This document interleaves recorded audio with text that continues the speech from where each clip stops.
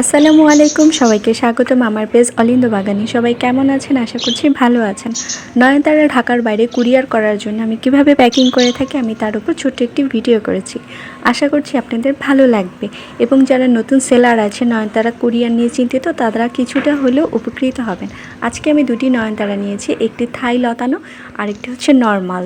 3 litre একটি তেলের বোতল মাঝখান থেকে কেটে নিলাম, কারণ থাই লতানো নয়নতারাটা বেশ ঝোপালো এবং বড়। আমি এই 3 লিটারের তেলের বোতলে এটা সেট আপ করবো। একটা কাপড়ের ব্যাগ এবং পলি নিয়ে নিলাম টবের মাটিটাকে আটকে দেওয়ার জন্য, যেন কুরিয়ারের জার্নিতে গাছ শিকড় সহ মাটি থেকে আলাদা হয়ে না যায়। একটি স্কচ টেপ নিলাম, কাপড়ের ব্যাগ এবং পলিটাকে খুব ভালোভাবে আটসাট করে টবের সাথে পেঁচিয়ে নেব, যেন মাটি থেকে গাছ সরে যেতে না পারে। এমনিতেই নয়নতারা ভীষণ সেন্সিটিভ টাইপের গাছ, ওরা জার্নির ধকল খুব একটা নিতে পারে না। শিকড় সহ মাটি থেকে আলাদা হয়ে গেলে অনেক সময় নয়নতারা মারা যায় এবং বাঁচানো সম্ভব হয় না। এখন গাছটিকে আমি কেটে রাখা বোতলের নিচের অংশটাতে বসিয়ে দিব এবং উপরের অংশটা দিয়ে পুরো গাছটিকে ঢেকে দিব।